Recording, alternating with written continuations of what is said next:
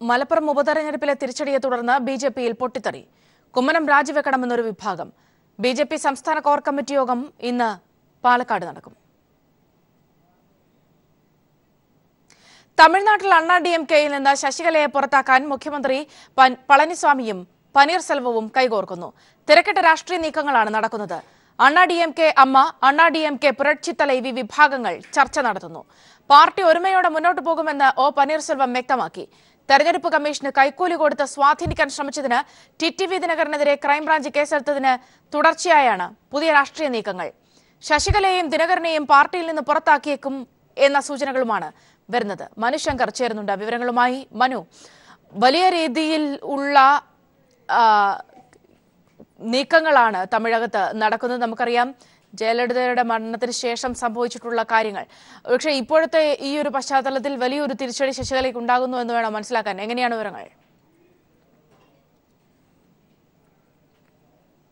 സൗമ്യ, ഈ ശശികലയും ശശികലയുടെ കുടുംബാംഗങ്ങളെയും ഒഴിവാക്കി കഴിഞ്ഞാൽ പാർട്ടിക്കകത്ത് ഇരു വിഭാഗങ്ങളും യോജിച്ച് മുന്നോട്ട് പോകുന്നതിന് തടസ്സങ്ങളൊന്നുമില്ല എന്നൊരു നിഗമനത്തിലാണ് പനീർസെൽവം വിഭാഗവും അതോടൊപ്പം ഇടപ്പാടി കെ പളനിസ്വാമി സർക്കാരിലെ ശക്തമായ മറ്റൊരു വിഭാഗവും അനുനയ ലയനത്തിലേക്കുള്ള സാധ്യതകൾ ചർച്ച ചെയ്യുന്നത്.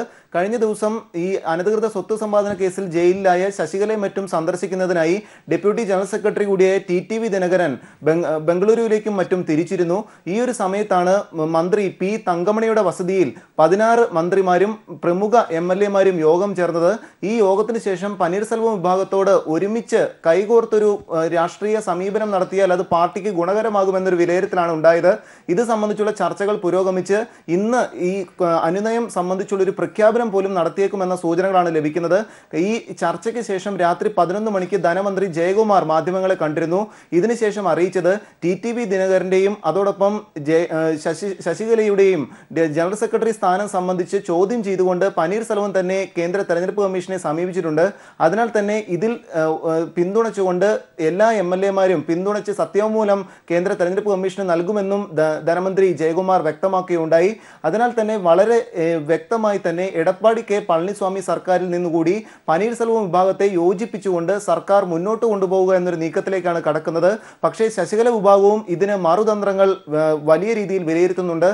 40 MLA മാരുടെ പിന്തുണ ഇപ്പോഴും തനിക്കൊപ്പം ഉണ്ട് എന്നാണ് ശശികല വിഭാഗം കരുതുന്നത്. ആ ഒരു സാഹചര്യത്തിൽ മറ്റു ഔദ്യോഗിക വിഭാഗം എടപ്പാടി കെ പളനിസ്വാമി വിഭാഗത്തിലെ ഒരു ശക്തമായ വിഭാഗം തന്നെ പനീർസെൽവത്തെ പിന്തുണച്ചാലും തങ്ങളെ പിന്തുണയ്ക്കുന്ന 40 MLA മാരെ ഒപ്പം നിർത്തിക്കൊണ്ട് DMK സർക്കാരിനെ പിന്തുണയ്ക്കാനുള്ള ഒരു ആലോചനയും ശശികല വിഭാഗത്തിൽ നിന്ന് നടക്കുന്നുണ്ട്.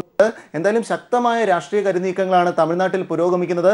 നിലവിലെ സാഹചര്യത്തിൽ പനീർസെൽവം വിഭാഗവും അതോടൊപ്പം ഈ ശശികല വിഭാഗത്തിലെ TTV ദിനകരനെ എതിർക്കുന്ന ഒരു പക്ഷം നേതാക്കളും പനീർസെൽവവുമായി കൈകോർക്കും എന്ന് തന്നെയാണ് തുടരുക. ഇപ്പോൾ മാധ്യമപ്രവർത്തക ധന്യ രാജേന്ദ്രൻ നമ്മോടൊപ്പം ടെലിഫോൺ ലൈനിൽ ചേരുന്നുണ്ട്. ധന്യ, ഈ ഒരു കാലയളവിൽ നമുക്കറിയാം വലിയ രീതിയിലുള്ള അന്തർനാടകങ്ങളാണ് ഈ ഒരു വിഷയത്തിലൊക്കെ നടന്നിട്ടുള്ളത്.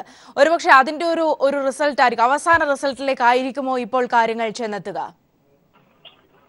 അതുപോലെയാണ് ഇപ്പോൾ നമുക്ക് കാണാൻ പറ്റുന്നത്. അതായത് TTV ദിനകരൻ ഇല്ലാതെ തന്നെ ഇന്നലെ രാത്രി ഒരു മീറ്റിംഗ് നടക്കുകയുണ്ടായി ചെന്നൈയിൽ. അപ്പോ ഇന്ന് ചിലപ്പോൾ ഈ രണ്ട് ഫാക്ഷൻസ്, അതായത് O പനീർസെൽവത്തിന്റെ ഫാക്ഷനും ഈ പളനിസ്വാമിയുടെ ഫാക്ഷനും, ഇത് രണ്ടുപേരും ഒന്നിക്കാനുള്ള സാധ്യതയുണ്ട്. പക്ഷെ അങ്ങനെ അവർ ഒന്നിക്കുകയാണെങ്കിൽ എന്ത് കോംപ്രമൈസ് ഫോർമുല ആയിരിക്കും അവർ തയ്യാറാക്കുക? അതാണ് ശരിക്കും ഈ പറയേണ്ടത്. നമ്മൾക്ക് അറിയുന്നിടത്തോളം ആ compromise formula TTV Dinakaran deputy general സെക്രട്ടറിയായി രാജിവെക്കണം, ശശികല ജനറൽ സെക്രട്ടറിയായി രാജിവെക്കണം എന്നാണ്. അങ്ങനെ അവർ രണ്ടുപേരും രാജിവെച്ചാൽ, അവർ അതിനെ സമ്മതിച്ചാൽ പിന്നീട് ആര് പാർട്ടിയുടെ ജനറൽ സെക്രട്ടറി ആകും? അതായത് ഈ രണ്ട് ഫാക്ഷൻസിൽ ഒരാൾ പാർട്ടിയെ കൺട്രോൾ ചെയ്യും, ഒരാൾ ഗവൺമെന്റിനെ കൺട്രോൾ ചെയ്യും എന്നൊരു അണ്ടർസ്റ്റാൻഡിംഗ് ആയിരിക്കുമോ ആ കോംപ്രമൈസ് ഫോർമുല? അത് മാത്രമല്ല, മറ്റൊരു ക്രൂഷ്യലായ ഡീറ്റെയിൽ, ഇങ്ങനെ ഈ രണ്ട് ഫാക്ഷൻസ് ഇങ്ങനെ തീരുമാനിച്ചാൽ പോലും ശശികലയും TTV ദിനകരനും അതിന് സമ്മതിക്കണമെന്നില്ല.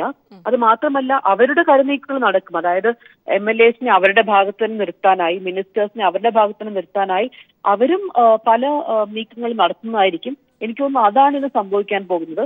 പക്ഷെ TTV ദിനകരന് അറിയാം, ഡൽഹിയിൽ നിന്ന് പോലീസ് ടീം ചെന്നൈയിലേക്ക് വന്നാൽ അദ്ദേഹത്തിനെ അറസ്റ്റ് ചെയ്യാനുള്ള ഒരു സാധ്യതയുണ്ട്. അത് ഇന്നോ നാളെയോ സംഭവിച്ചേക്കാം.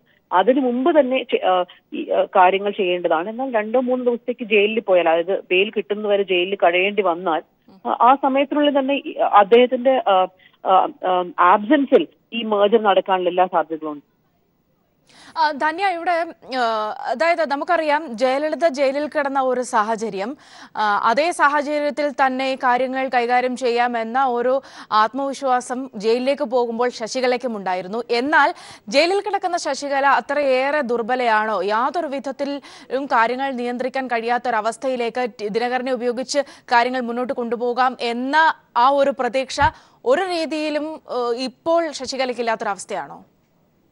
ഇത് ശശികല ദുർബലയാണോ എന്ന് മാത്രമല്ല ഇവിടെ ചോദ്യം. അതായത് നമ്മൾ കഴിഞ്ഞ 2 മാസമായി കണ്ടതാണല്ലോ, കൂവത്തൂല റിസോർട്ടിലൊക്കെ MLAs വെച്ചപ്പോ മീഡിയയും മറ്റ് ഈവൻ ജനങ്ങളും പ്രതീക്ഷിക്കുന്ന ഒരുപാട് MLAs പനീർസെൽവത്തിന്റെ അടുത്തേക്ക് വരുമെന്നാണ്.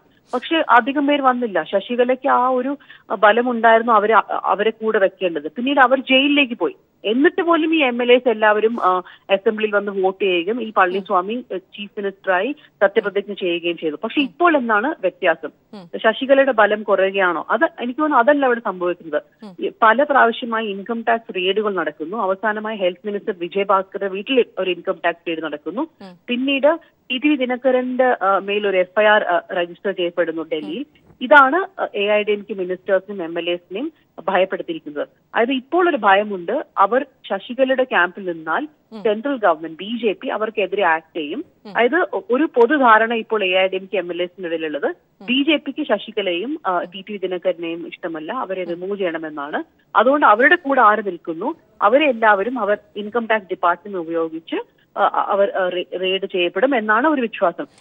പറഞ്ഞതുപോലെയാണെങ്കിൽ അവിടെ BJPക്ക് ഒരു സാധ്യത കൂടി പറഞ്ഞുകൊണ്ടായിരിക്കും ഒരു പക്ഷേ ഇപ്പോഴത്തെ ഈ ഒരു, അല്ലെങ്കിൽ ആ സാധ്യത കൂടി എങ്ങനെ തെളിയുന്നുണ്ടോ ഇപ്പോഴത്തെ ഈ ഒരു കൂട്ടുകെട്ടിൽ? സാധ്യത എന്ന് വെച്ചാൽ BJPക്ക് ഇലക്ട്രലി തമിഴ്നാട്ടിൽ തൽക്കാലം ഒരു സാധ്യതയുമില്ല. ഇനി കുറെ വർഷങ്ങൾ കഴിഞ്ഞ് എനിക്കറിയില്ല, പക്ഷെ ഇപ്പൊ തൽക്കാലം സാധ്യതയില്ല. പക്ഷെ BJPക്കും അറിയാം, അതായത് ശശികലയോ ടി ദിനകരനാണെങ്കിലോ അവർക്കൊരു ബാക്ക് സ്ട്രീറ്റ് ഗവൺമെന്റ് ഡ്രൈവർ ആവാൻ പറ്റില്ല. പക്ഷെ പനീർസെൽവവും EPS മാത്രമുള്ള ഒരു സർക്കാരാണെങ്കിൽ BJPക്ക് അതിൽ ഒരുപാട് ഇൻഫ്ലുവൻസ് ചെലുത്താൻ പറ്റാവുന്ന ഒരു സർക്കാരാണ്. എനിക്ക് തോന്നുന്നു അതാണ് ഇവിടെ സംഭവിക്കുന്നത്. ഭയമാണ് ഈ MLAs. അതായത് ഇത്രയും മാസങ്ങൾ ജനങ്ങൾ ശശികലയുടെ എതിരെ ആയിട്ട് പോലും ഇവർ ശശികലയെ ഉപേക്ഷിക്കാൻ തയ്യാറായില്ല. പക്ഷെ ഇപ്പോഴവർക്ക് ഭയമാണ്, അവരുടെ നിലപാടിനെ കുറിച്ചാണ് അവർക്ക് ഭയം. അവരുടെ മേൽ റെയ്ഡ്സ് ഉണ്ടായാലോ അല്ലെങ്കിൽ കേസുകൾ ഉണ്ടായാലോ ആ ഭയം കൊണ്ടാണ് ഇവരെല്ലാരും പോകുന്നത്. ഒരുപക്ഷെ ഈ ഇനി നടക്കാനിരിക്കുന്ന തെരഞ്ഞെടുപ്പിൽ ഇതൊക്കെ എങ്ങനെയായിരിക്കും പ്രതിഫലിക്കുക? തന്നെയാ നോക്കൂ, തെരഞ്ഞെടുപ്പ് എനിക്ക് തോന്നുന്നു ഇപ്പൊ അഡ്വാൻറ്റേജ് DMK തന്നെയാണ്. ജനങ്ങൾക്ക് വെറുത്തു കഴിഞ്ഞു. അതായത് ഈ കഴിഞ്ഞ 2-3 മാസങ്ങളിൽ തമിഴ്നാട്ടിൽ സംഭവിക്കുന്ന ഓരോ കാര്യങ്ങൾ കണ്ടാൽ ജനങ്ങൾ അവരെ സോഷ്യൽ മീഡിയയിൽ എല്ലാവരും എഴുതുന്നുണ്ടല്ലോ, അവർക്ക് ശരിക്കും വെറുത്തു കഴിഞ്ഞു. അതുകൊണ്ട് ഇത് തീർച്ചയായിട്ടും DMKയുടെ അഡ്വാൻറ്റേജ് തന്നെയാണ്. ഇപ്പൊ ഇനി ഈ അടുത്ത 2-3 ദിവസങ്ങളിൽ നടക്കാൻ പോകുന്ന സംഭവങ്ങൾ ഇതിൽ നിന്ന് കുറച്ചുപേർ DMKയിലേക്ക് വിട്ടുപോകുന്നത് നമുക്കറിയില്ല. അതുകൊണ്ട് ഇത് ഏത് രീതിയിൽ പോയാലും, ഇപ്പൊ ഒരു സ്നാപ്പ് പോൾസ് ഉണ്ടായാലും അല്ലെങ്കിൽ പിന്നീട് നടക്കേണ്ട സമയത്ത് ഇലക്ഷൻ നടന്നാലും എനിക്ക് തോന്നുന്നു DMKയുടെ തന്നെ അഡ്വാൻറ്റേജ് ആയിരിക്കുമെന്ന്. ഇത് എങ്ങനെയായിരിക്കും DMK കൈകാര്യം ചെയ്യുക എന്നതുകൂടി പ്രധാനമായിരിക്കും. അതെ, തീർച്ചയായും. യെസ്, നന്ദി ധന്യ രാജേന്ദ്രൻ. ഈ അവസരത്തിൽ ഞങ്ങളോട് സംസാരിച്ചതിന്. ഞങ്ങളുടെ റിപ്പോർട്ടർ മനു ശങ്കറിലേക്ക് ഒരിക്കൽ കൂടി പോവുകയാണ്. മനു, ഒരുപക്ഷെ ധന്യ പറഞ്ഞതുപോലെയാണ് എങ്കിൽ ഇത്തരത്തിലുള്ള കൂടിക്കാഴ്ചകൾ പലതും നടന്നിരിക്കുന്നു. ഇനി അങ്ങോട്ട് ഇവിടെ അവരവരുടെ പാളയം സേഫ് ആക്കേണ്ട ഒരു സ്ഥിതിയിലേക്ക് കാര്യങ്ങൾ പോകുകയാണ്. നമുക്കറിയാം ടി ദിനകരൻ ഇപ്പോൾ വലിയൊരു ക്രൈം ചെയ്ത് നോട്ടപ്പുള്ളിയായി നിൽക്കുന്ന ഒരു പശ്ചാത്തലമുണ്ട്. മറുഭാഗത്ത് നടക്കാനിരിക്കുന്ന തെരഞ്ഞെടുപ്പ് ഒക്കെയും സുപ്രധാനമായി മുന്നിൽ നിൽക്കുന്നുണ്ട്. പക്ഷെ ഇനിയും ഇത്തരത്തിലുള്ള കൂടിക്കാഴ്ചകളുടെ ഒക്കെ ഒരു സമയമാണോ ഇപ്പോൾ തമിഴ്നാട്ടിൽ? മനു?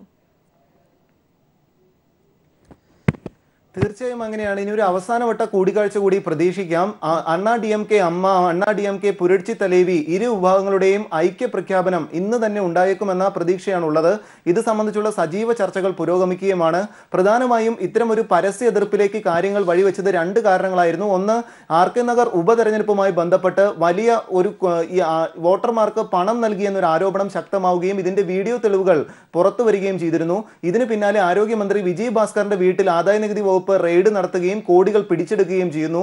തൊട്ടു പിന്നാലെ ഇന്നലെ രാവിലെയോടുകൂടി കേന്ദ്ര തെരഞ്ഞെടുപ്പ് കമ്മീഷനെ തെരഞ്ഞെടുപ്പ് ചിഹ്നമായ 2 ലഭിക്കാൻ കൈക്കൂലി നൽകാനും സ്വാധീനിക്കാനും മറ്റുമായി ഇടനിലക്കാരൻ വഴി പണം നൽകാൻ ശ്രമിക്കുന്നു. ഇതിനെ തുടർന്ന് ദില്ലിയിലെ തന്നെ ഒരു പ്രമുഖ ഫ്ളാറ്റിൽ നടത്തിയ റെയ്ഡിൽ ഈ ദല്ലാളിന്റെ പക്കൽ നിന്ന് 1.5 കോടി രൂപയോളം കണ്ടെത്തുകയും ചെയ്യുന്നു. വലിയ ആഡംബര കാറുകളും പിടിച്ചെടുക്കുകയും ചെയ്യുന്നു. ഇത്തരം ഈ TTV ദിനകരനുമായി അടുത്ത് നിൽക്കുന്ന എല്ലാവരെയും ആദായ നികുതി വകുപ്പും മറ്റും കർക്കശമായി നിരീക്ഷിക്കുകയും കൃത്യമായ നടപടി സ്വീകരിക്കുകയും ചെയ്യുന്നു. TTV ദിനകരനെതിരെ ദില്ലി പോലീസ് ക്രൈംബ്രാഞ്ച് തന്നെ FIR രജിസ്റ്റർ ചെയ്തിരിക്കുന്നു. ഈ സാഹചര്യത്തിലാണ് പരസ്യ എതിർപ്പുകളുമായി TTV ദിനകരനെ എതിർത്തിരുന്ന ശശികല വിഭാഗത്തിലെ കുടുംബ ആധിപത്യം എതിർത്തിരുന്ന ഒരു വിഭാഗം നേതാക്കൾ ഇപ്പോൾ രംഗത്തെത്തിയിരിക്കുന്നത്. ഈ വിഭാഗം നേതാക്കളും മന്ത്രിമാരും MLA-മാരുമാണ് കഴിഞ്ഞ ദിവസം P. തങ്കമണി മന്ത്രിയുടെ വസതിയിൽ യോഗം ചേരുകയും എതിർപക്ഷത്തേക്ക് പനീർസെൽവം പക്ഷവുമായി കൈകോർക്കാം എന്നൊരു തീരുമാനത്തിലേക്ക് എത്തിയിരിക്കുന്നത്. ശശികലയെയും ശശികലയുടെ ആധിപത്യമുള്ള കുടുംബ അംഗങ്ങളെയും ഒഴിവാക്കിയാൽ ഇരുപക്ഷവും ഒരുമിച്ച് മുന്നോട്ട് പാർട്ടിയെ കൊണ്ടുപോകാം എന്നൊരു തീരുമാനത്തിലാണ് ഇന്നലത്തെ യോഗം എത്തിയത് എന്നാണ് അറിയുന്നത്. അത് തന്നെ എത്ര പേരുടെ പിന്തുണ എന്നത് സംബന്ധിച്ച് കൃത്യമായ ഉറപ്പുകൾ ലഭിച്ച ശേഷം ഇന്ന് തന്നെ ഒരു ലയന പ്രഖ്യാപനം അണ്ണാ DMKയുടെ പുരുച്ചി തലൈവ അണ്ണാ DMK അമ്മ ഇരു വിഭാഗങ്ങളെയും യോജിച്ചുകൊണ്ട് തെരഞ്ഞെടുപ്പ് ഔദ്യോഗിക ചിഹ്നമായ 2 തന്നെ അണ്ണാ DMK മത്സരിക്കാനുള്ള ഒരു സാധ്യതയാണ് ഇപ്പോൾ ആരായുന്നത്. സൗമ്യ, മനുശങ്കറാണ് വിവരങ്ങൾ നൽകിയത്. ശശികലയ്ക്കെതിരെ തമിഴ്നാട്ടിൽ കരുനീക്കങ്ങൾ ശക്തമാവുകയാണ്.